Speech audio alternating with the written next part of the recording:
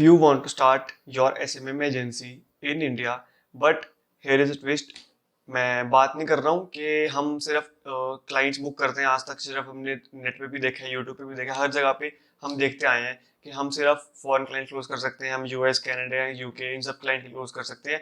But here is a hack, you can close Indian clients too. So उसका फायदा क्या होगा? ऑफकोर्स आपको उनसे इतना पे नहीं मिलने वाला, बट आप क्या कर सकते हो, आप फॉरेन में इतना बल्क में हैंडल नहीं कर सकते हो, बट आप इंडियन में बल्क क्लाइंट्स हैंडल कर सकते हो। एंड सिर्फ 3 4 5 क्लाइंट के साथ काम करने से बढ़िया आप 30 40 क्लाइंट के साथ काम करो। ऑफकोर्स मैं स्टार्टिंग में आपको बहुत ज़्यादा नंबर लग रहा है, बट स्टिल अगर आप फॉर एग्जांपल अगर हम मेरे यूएस में 4 क्लाइंट्स, मेरे 5 क्लाइंट्स मेरे पास रेगुलर कस्टमर पे हैं, तो उनके साथ अगर मैं कंपटीशन में रखूँ कि मेरे पास इंडियन में 10 क्लाइंट्स हैं या फिर फॉर एग्जांपल 12 15 क्लाइंट्स हैं, तो उनका मेरे पास बराबर ऑलमोस्ट सेम ही पे आने वाला है जो मेरे पास इन पॉकेट आता है। तो हम इंडिया में भी स्टार्ट कर सकते हैं। एंड इसके अपने प्रोज एंड कॉन्स है, मैं इस वीडियो में बताने वाला हूँ। और ये मैं वीडियो में ऐसे ही नहीं बोल रहा हूँ कि मैं कुछ भी आके बोल जाऊँगा और आपको मान लोगे, क्योंकि अब तक मैंने सिर्फ बाहरी कंट्री में ट्राई करा है। तो मैं इंडिया का तो तब बोलने आया हूँ क्योंकि मैं ऑलमोस्ट यहाँ पे काफ़ी टाइम से ट्राई कर रहा हूँ। एंड मैंने इंडिया में कोल्ड कॉल्स ट्राई करी है एंड अच्छा खासा मेरे को रिस्पॉन्स, मीटिंग्स वगैरह बुक करने के बाद मैं बता रहा हूँ। और वैसे नहीं बोल रहा हूँ, मैंने कोल्ड कॉलिंग स्क्रिप्ट वगैरह बना के रखी है, मैं शायद आने वाली वीडियोज़ में इस पर बताऊँगा। एंड हमने ट्राई कर रखा है एंड ट्राई एंड टेस्टेड बता रहा हूँ। इंडियन क्लाइंट्स क्लोज होते हैं। ऑफकोर्स उनको आपको थोड़ा ज़्यादा समझाना पड़ेगा और कैसे सारा प्रोसीजर रहेगा इंडियन क्लाइंट्स के साथ करने के लिए काम। तो इनके भी अलग अपने दिक्कतें आएंगी और फायदे भी होंगे। तो इस वीडियो में डिस्कस करेंगे कि आप कैसे कर सकते हो इंडियन क्लाइंट क्लोज। एंड अगर आपको फॉरेन क्लाइंट्स के साथ नहीं जाना है तो आप इंडियन क्लाइंट के साथ इंडिया में बैठे बैठे भी डील कर सकते हो। ऑफ कोर्स आपको उसमें एक बेनिफिट रहेगा, आपको कोई लीगल वर्क की भी जरूरत नहीं पड़ेगी, क्योंकि इंडियन क्लाइंट्स ज़्यादा प्रेफर नहीं करते हैं आपका लीगल वर्क करना, कोई कॉन्ट्रैक्ट करना। तो आपको इससे छुटकारा मिल जाएगा जो लोगों की बहुत सारी प्रॉब्लम्स होती है। ठीक है, तो लेट्स स्टार्ट दिस वीडियो।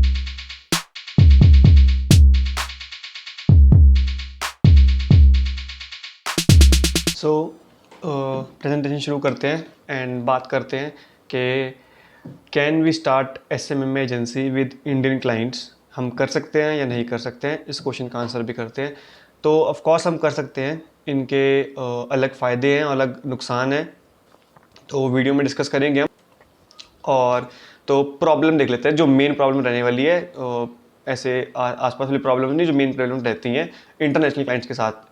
सबसे पहली बात, जो आप बिना बिग टीम के स्केल नहीं कर सकते हो बिल्कुल भी। अगर आपके क्लाइंट्स हैं, आपके पास 3 4 5 क्लाइंट्स के बिना, 3 4 5 क्लाइंट्स के बाद आप नहीं स्केल कर सक पाते हो, बहुत दिक्कत आती है। मेरे को अब तक दिक्कत आती है कि मैं देखता हूँ कैसे कैसे लोग स्केल करते हैं, बट स्टिल हम ट्राई कर रहे हैं, बट दिक्कत आती है स्केल करने में। एंड इंडियन क्लाइंट के साथ स्केल करने में क्या होता है कि आपको एक क्लाइंट क्लोज होने के बाद आप उनके सर्विस खुद भी प्रोवाइड कर सकते हो। उनके ज़्यादा मुश्किल है लीड जनरेशन करना और मार्केटिंग सर्विस प्रोवाइड करना as compare to foreign clients, क्योंकि उनको चाहिए प्रॉपर सर्विस के साथ। फॉर एग्जाम्पल अगर हम ई-कॉम क्लाइंट्स के साथ बात करते हैं तो उनको सेल्स ला के देनी है। इंडियन क्लाइंट्स का ई-कॉम क्लाइंट्स नहीं क्लोज करने, बट आपको लोकल बिजनेसेस के साथ काम करना ज़्यादातर, तो उनके लिए आप सर्विस प्रोवाइड कर सकते हो इजीली। और मैं आगे बताता हूँ आपको वीडियोस आगे इस स्लाइड में कि कैसे किसको आपने सर्विस देनी है। सेकेंडली, जो फॉरेन क्लाइंट्स के साथ है उनको मीटिंग में लाना मुश्किल है, एंड उनके साथ मीटिंग बुक करना फॉर्स मुश्किल रहता है, क्योंकि कोल्ड कॉलिंग वहाँ पे प्रॉब्लम आती है।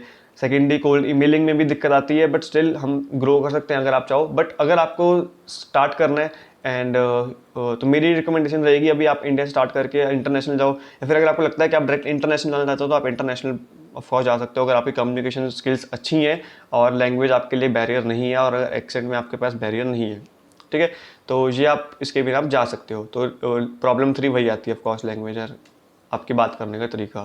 तो इसके सॉल्यूशंस क्या हैं अब, कि इसके सॉल्यूशंस क्या रह सकते हैं। तो फर्स्ट ऑफ ऑल क्या कर सकते हो आप, सॉल्यूशन नंबर 1 जो हमने देखा कि आप वहाँ पे स्केलेबल नहीं है, तो आप इंडियन क्लाइंट्स के साथ काम कर सकते हो थ्रू स्मॉल टीम, या फिर आप 1 या 2 बंदे। मैं आपको कर लिए कभी भी प्रेफर नहीं करूंगा कि आप अकेले जाके कर लो, बट स्टिल अगर आप कर सकते हो, आपको में कॉन्फिडेंस तो आप करो। बट आप एक को फाउंडर अपने, या फिर एक फ्रेंड के साथ, या फिर एक आप कोई भी बंदा है, या फिर उसके साथ आप काम करना स्टार्ट करो, क्योंकि अकेला बंदा हर चीज़ हैंडल नहीं कर सकता है, कोल्ड कॉल, मीटिंग्स एंड पीछे से बैक एंड टीम का काम भी, तो दिक्कत आ जाती है कहीं ना कहीं जाके। चाहे जितना मर्जी बोल लो कि वन मैन आर्मी सब कुछ कर सकते हैं, बट नहीं हो पाता कहीं से, और मोटिवेशन भी नहीं आती खुद अकेले करने की खुद कभी कभी। तो सेकंड सॉल्यूशन क्या कर सकते हैं, और जो मीटिंग्स की बात रही थी, इंडियन क्लाइंट के साथ मीटिंग्स आराम से बुक होती हैं। ऑफ कोर्स अब क्या होता है, इसमें एक प्रॉब्लम आती है, फॉरेन क्लाइंट्स मीटिंग में आ जाते हैं, फॉरेन क्लाइंट्स मीटिंग में नहीं आते, बट मीटिंग में आते हैं तो उनका क्लोजिंग रेट ज़्यादा रहता है। अब इंडियन क्लाइंट्स का क्या है, इंडियन क्लाइंट्स मीटिंग में आसानी से आ जाते हैं, बट उनका क्लोजिंग रेट थोड़ा कम रहता है। तो आप क्या कर सकते हो, उनको केस स्टडी जो प्रोवाइड करोगे, और जो अच्छे से अगर आप प्रोफेशनल के साथ काम करोगे ना, तो उन क्लाइंट्स बुक होते हैं। अगर आप वहीं पे एक चले जाओगे बन के कि हाँ आप एक छोटी सी एजेंसी हो, या फिर कोई भी एक मतलब ज़्यादा आप अपने आप को प्रोफेशनल नहीं दिखाओगे, अगर सामने वाला प्रोफेशनल से काम बात कर रहा है, प्रोफेशनल नहीं दिखाओगे तो वो चले जाएगा। ठीक है, तो आपको प्रोफेशनलिज्म दिखाना है अपने वहाँ पे कि हम ये हमारे बैकएंड टीम है, आपको ऑन बोर्ड कैसे करते हो, तो वो चीज़ मैटर करती है। आपकी कैसे बात कर रहे हो उससे वो सारी चीज़ मैटर करती है। चाहे आप जितना मर्जी बोल लो कि आपकी सर्विस जितनी अच्छी मर्जी अच्छी हो, सर्विस हर कोई दे सकता है अच्छी, बट इन एंड मैटर जो करता है वो करता है कि आप उससे कैसे क्लोज कर रहे हो, तो वही मैटर करता है। So third thing, Indian clients के साथ आप आपका जो ऑफ कोर्स लैंग्वेज में आप फर्स्ट प्रायोरिटी इंग्लिश को दोगे, क्योंकि आप प्रोफेशनलिज्म के साथ बात कर रहे हो। तो बट वहाँ पे हिंदी में कोई दिक्कत नहीं होगी। अगर सामने वाला बंदा हिंदी में बात कर रहा है तो आप उसे हिंदी में बात करो, कोई दिक्कत नहीं है। आपको दिक्कत है तो आप भी हिंदी में बात कर सकते, स्टार्ट कर सकते हो, धीरे धीरे आप अपने कम्युनिकेशन स्किल पे कर सकते हो। ठीक, बट यहाँ पे क्या आएगा, आपको एसेंट में कोई दिक्कत नहीं आएगी। आपका बोलने का तरीका इंग्लिश, उसका बोलने का तरीका इंग्लिश बिल्कुल सेम होने वाला है मोस्ट प्रोबेबली। तो यहाँ पे इतनी दिक्कत नहीं आएगी, वो बंदा भी समझ सकता है कि आप यहीं से हो, जो कि फॉरेन क्लाइंट्स को नहीं समझ आएगा। तो अगली चीज़ क्या आती है कि इंडिया में एसएमएम में बिजनेस करने के लिए हमको क्या निश में जाना चाहिए। ओके, तो अगर आप बोलो कि किसी की वीडियोस देख के आप ट्राई कर लो कि ई कॉमर्स में निश में जाना चाहिए, या फिर आप बोलो लोकल निश में जाना चाहिए, लोकल बिजनेस की निश में जाना चाहिए, हमको बहुत जगह बहुत सारी निशेज़ हैं, तो हमको कहाँ ट्राई करना चाहिए सबसे पहले, या फिर स्टार्टअप्स के पास जाना चाहिए जिनको अभी अभी फंडिंग्स मिली है, जो कि हमने ट्राई करा था। अगर अमेरिका में हम जिनको चूज़ करो कि जिनको फंडिंग्स मिली हैं अभी अभी, और जो मार्केटिंग एक्सपेंस लगा सकते हैं, तो वो बहुत बड़ी बात होगी है। तो हमको बेसिक स्टार्ट करना है। तो बेसिक स्टार्ट करने के लिए हम इंडियन क्लाइंट्स में क्या कर सकते हैं, बल्क में स्टार्ट कर सकते हैं। तो हम क्या करते हैं, जो भी आपकी निश है उसके साथ अपने क्लाइंट्स ढूंढो, एंड उसमें बल्क में स्टार्ट करो। कोल्ड कॉलिंग करना या फिर कोल्ड ईमेलिंग में प्रेफर नहीं करूँगा इंडिया में, क्योंकि आप पहली बात लोकल बिजनेस को टारगेट कर रहे हो, एंड सेकेंडली थिंग कि उनकी अगर ईमेल आईडी है भी तो आप चेक नहीं करते हैं ज़्यादा। तो आप क्या करो, उनको कोल्ड कॉल्स कर रहे हो। मैं खुद कोल्ड ईमेलिंग वाला बंदा हूँ, बट मैं आपको कोल्ड कॉल्स प्रेफर कर रहा हूँ, क्योंकि मैंने दोनों चीज़ ट्राई कर रखी हैं। तो जो चीज़ वर्क करती है उसके लिए तो वो आपको मैं सजेस्ट कर रहा हूँ। बाकी आप इंडियन क्लाइंट्स के लिए भी कोल्ड ईमेलिंग कर सकते हो। इंडियन क्लाइंट्स के साथ क्या आप फॉरेन क्लाइंट्स के साथ भी, अगर आप कोल्ड ईमेलिंग के साथ आपका काम चल रहा है लोकल बिजनेस के थ्रू, तो आप कर सकते हो। बट चाहे बात इंडिया की हो चाहे ओवरऑल वर्ल्ड की हो, अगर किसी बंदे का लोकल बिजनेस है, अगर वो उसकी शॉप पे बैठ रहा है, वो उसकी फॉर एग्जांपल डेंटिस्ट की शॉप, डेंटिस्ट की शोरूम में बैठ रहा है वो, या फिर उसका हॉस्पिटल है, क्लिनिक है वो कोई, या फिर कोई शॉप है, रेस्टोरेंट है, तो वहाँ पे ईमेल्स नहीं खोलने वाले, वो वहाँ पे कोल्ड कॉल चल रही होंगी, और वो कॉल्स उठा के वहाँ पे बात करने वाले हैं, अगर आपकी बात अच्छी है। ठीक है, तो वो सुनते हैं। इसके बाद क्या बात करते हैं तो आपको स्टार्ट कैसे करना है।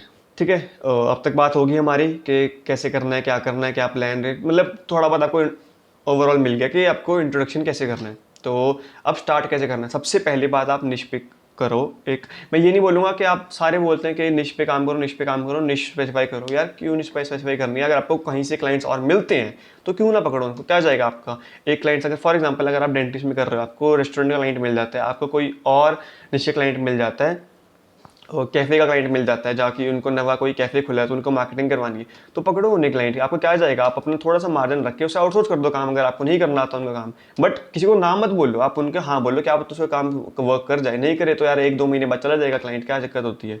ठीक है, तो आप उसको हाँ करो, उसके बाद काम आउटसोर्स कर दो उसके बाद। ठीक है, तो ये आपको कोई दिक्कत नहीं रहने वाली। आप स्टार्टिंग में ट्राई एंड टेस्ट करो आपके लिए कौन सी निश वर्क करती है, बट स्टिल मैं आपको साथ बताने वाला हूँ उस वीडियो में कि कौन सी निशेस बेस्ट परफॉर्म कर रही है इंडिया में, तो वहाँ पे आप जाके ट्राई कर सकते हो। ठीक है, तो सेकंड स्टेप क्या आने वाला है, आप जो भी आपने निश डिसाइड कर ली है, तो जो कि आप परफेक्ट एक निश पे आ गए हो, तो उसके बाद उसका डाटाबेस ट्राई करो और डाटाबेस बनाओ। और एक फॉर एग्जांपल अगर आपके पास रैंडमली गूगल पे जाके आप सर्च कर रहे हो कि डेंटिस्ट इन बेंगलोर, मैं एग्जांपल लेके चल रहा हूँ, तो वहाँ पे थोड़े बहुत आने वाले हैं, थोड़े बहुत आने वाले हैं। आप किसी को दोबारा कॉल कर दोगे तो कोई फ़ायदा नहीं देगा, आपके पास कोई डेटा नहीं रहेगा। तो आप क्या करो, एक पूरी गूगल शीट बनाओ या फिर एक एक्सेल शीट बनाओ, जिसके थ्रू आपने वहाँ पे 100-200 क्लाइंट्स का नाम और नंबर, उनकी ईमेल आईडी, उनका वेबसाइट अगर है तो उनके बारे में थोड़ी चीज़ें लिखी हैं। तो आप कोल्ड कॉल करने से पहले वहाँ पे पढ़ के सिर्फ 1 मिनट में जज कर सकते हो, उन्हें 10-20 सेकंड में भी, 1 मिनट ज़्यादा बोल दिया, 10-20 सेकंड में उनको जज कर सकते हो कि इस बंदे का मैंने कॉल उठा के क्या बात करनी है। तो डाटा रहना चाहिए आपके लिए पूरा, ठीक है। तो उसके लिए आपको थोड़ा मेहनत करनी पड़ेगी फॉर स्टार्टिंग में। अगर आपके पास सॉफ्टवेयर है तो आप वो भी कर सकते हो, बट अगर आप सॉफ्टवेयर नहीं है तो हमने स्टार्टिंग में भी खुद से भी करा है। अगर आपको चाहिए कि डाटा कैसे बनाना है आपको, तो उस पर वीडियो अलग से बना दूंगा, तो वो बात की बात है, ठीक है। थर्ड, उनको आपको क्लोज करने से पहले उनको सिखाना है, क्योंकि इंडिया में अभी फिलहाल इतना बूम पे नहीं है ये चीज़, बट आने वाले टाइम में आपको भी पता है, मेरे को भी पता है, जो बंदा इस चीज़ में रह रहा है और जिसको नहीं पता, वो आने वाली अपनी रिसर्च कर ले, उसको पता है कि कैसा आने वाला फ्यूचर रहने वाला है इस चीज़ का, तो उनको सिखाना पड़ेगा हमें कि इस चीज़ के ये फ़ायदे हैं, या आप ये चीज़ कर सकते हो, आप ये चीज़ मिस कर रहे हो अपॉर्चुनिटीज़, तो उनको थोड़ा सा सिखाना पड़ेगा। और जेन्युइनली मैंने देख लिया वो इंटरेस्टेड होते हैं, क्योंकि उनको पता है कि ये चीज़ आने वाले टाइम में काम करनी है, कोई बंदा कब तक आउटडेटेड रह सकता है, ठीक है। तो उनको सिखाओ, उसके बाद क्लोज करो। सर्विस अपनी पहले पिच मत करो, उनको पहले सिखाओ, उसके बाद क्लोज करो क्लाइंट को, अगर वो उसको समझ आता है तो, क्योंकि जिसको समझ आया उसके बाद कोई फ़ायदा नहीं काम करने का। अब चीज़ आते हैं कि इसका स्कोप भी है, ये तो है नहीं कि सिर्फ 1 या 2 साल काम करके छोड़ दिया। अब हम क्या कर सकते हैं, हम फॉरेन क्लाइंट्स के साथ काम करके देख लिए, तो क्या होता है वहाँ पे, आपको वहाँ पे बहुत ज़्यादा कंपटीशन मिल जाएगा। हर निश में कोई ना कोई घुस चुका है, क्योंकि अब सिर्फ ये नहीं कह रहा इंडिया के, पाकिस्तान के, बांग्लादेश के, ये तो चीज़, ये कंट्रीज तो छोड़ ही दो आप। वहाँ पे अब यूएस, कनाडा, यूके, वो खुद की मार्केटिंग एजेंसी चल रही है उनकी वहाँ पे, जो खुद वहाँ पे वहाँ का बंदा उनको लोकल पिच करता है, तो वो अपने लोकल बिजनेसेस के, लोकल एजेंसीज के पास जाएंगे ऑफकोर्स। ज़्यादातर मैं ये देख लिया कि ऐसा ही होगा। तो क्यों ना हम इंडिया में स्टार्ट करें यार, और इंडिया वालों को पिच करें, क्योंकि वहाँ पे हम इंडिया लोग पिच करेंगे तो इंडिया वाले ज़्यादातर हमारे साथ काम करना प्रेफर करेंगे बाहर लोगों के साथ, क्योंकि यहाँ पे ट्रस्ट भी जल्दी है, और यहाँ पे हम जो अलग सर्विस प्रोवाइड कर रहे हैं उनके रिजल्ट अलग हैं, एंड हमको अपनी मार्केट का पता है, प्लस हमारे जो फीस होएगी वो उनसे बहुत डिफरेंस होएगी, ठीक है। उसमें बहुत फ़र्क होने वाला है, क्योंकि वो चार्ज करेंगे $1000, हम उनके काम में चार्ज करके अच्छा उनको सर्विस दे सकते हैं अगर हम बल्क पे कर रहे हैं। तो इसका स्कोप क्या होने वाला है, तो जैसे कि आपने देख लिया कि 2020-21 में कोरोना के बाद सारे बिजनेसेस ऑनलाइन जा रहे हैं, तो ऑनलाइन जाने के लिए हर कोई बंदा को नहीं पता कि कैसे उसको ऑनलाइन जाना चाहिए। आधे बंदे इंडिया में किसी के पास वेबसाइट नहीं है, जो वेबसाइट उनकी बनी हुई अच्छी से मैनेज नहीं हो रही है, जिनकी मैनेज हो रही है उनको कॉल टू एक्शन देना आ रहा है वहाँ पे, जिनको कॉल टू एक्शन देना आ रहा है तो उनसे क्लाइंट्स हैंडल नहीं हो रही ऑनलाइन, उनको पता नहीं कैसे उनको ऑनबोर्ड करना है। तो लिटरली हर एक स्टेप में उनके लिए सर्विस बन जाती है, हर एक स्टेप में। फॉर एग्जाम्पल अब आप किसी को इंडियन क्लाइंट्स को आपको क्या करना पड़ेगा, पैकेज बना के देना पड़ेगा। आप वहाँ पे सिर्फ उनको एक सर्विस पिच नहीं कर सकते, उनको वहाँ पे 2-3 चीज़ पैकेज बना के दो, वो खुशी खुशी बंदा आपके पास आएगा कि हम उनको लीड्स ला के दे रहे हैं, उनको क्लोज करवा के दे रहे हैं, उनको सिखा रहे हैं हर महीने कि कैसे आप उसमें स्केल कर सकते हो। तो भाई वो सामने वाला बंदा पैसे नहीं को रेडी हो जाएगा, क्योंकि उसको पता है कि उसके पास इन्वेस्ट करने के लिए पैसा है, ऑफलाइन बिजनेस में उसके अच्छा खासा बिजनेस स्टैब्लिश है। आप सिर्फ उसको टारगेट मत करो जिसके अभी अभी न्यू भी स्टार्ट हो रहा है, तो आप उनको टारगेट करो जो स्टैब्लिश बिजनेस है ऑलरेडी, जिनका मतलब अच्छा खासा मार्जिन भी है और नाम भी है, बट वो ऑनलाइन है नहीं ज़्यादा। और ऐसे इंडिया में बहुत हज़ारों लाखों बिजनेसेस हैं, ऐसे मैं उंगलियों में गिनवा सकता हूँ अपने नोन के बिजनेसेस, प्लस जो मैंने कितने को रीच आउट कर चुका हूँ, ठीक है। तो स्कोप है, वो आपको भी दिखता होगा, अगर आपको नहीं दिखता तो आप खुद अपनी रिसर्च करके देख सकते हो। इसके बाद हम आते हैं कि आपकी टारगेट ऑडियंस कौन सी होने वाली, टारगेट मार्केट। तो वो फर्स्ट ऑफ ऑल आपकी होने वाली local businesses, second professional practices. Local businesses for example restaurant, cafes, ऐसे लोकल बिजनेसेस बहुत चलते हैं। अब कंस्ट्रक्शन बिजनेस हो गया, हमारी खुद की कंपनी है जैसे, तो वो ग्लास कंपनी है, तो अगर उनके लिए लीड जनरेशन करके देनी है तो हम ऑफकोर्स वहाँ से कर सकते हैं, तो उनको आप टारगेट कर सकते हो। तो सेकेंडली आप प्रोफेशनल प्रैक्टिसेस कर सकते हो, जैसे डेंटिस्ट हो गया, स्किन केयर वाले हो गए, तो मतलब ऐसे क्लिनिक्स टाइप जो उनकी लोकल चल रहे हैं उनको टारगेट कर सकते हो, उनको लीड जनरेशन करके दे सकते हो, मार्केटिंग कर सकते हो उनके लिए, ठीक है। तो रोड मैप आपके लिए क्या रहने वाला है, आपके स्टार्टिंग में सिर्फ ध्यान होना चाहिए कि एक अच्छी टीम के साथ काम करो आप, क्योंकि मैं आपको कभी सजेस्ट नहीं करूँगा आप अकेले जाके हर चीज़ शुरू कर दो।